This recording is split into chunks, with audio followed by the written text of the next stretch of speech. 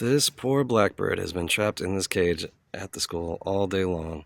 All right, let's see if we can help our friendo out.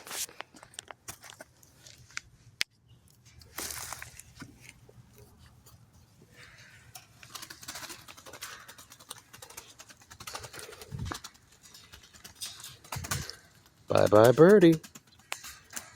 You okay, kid?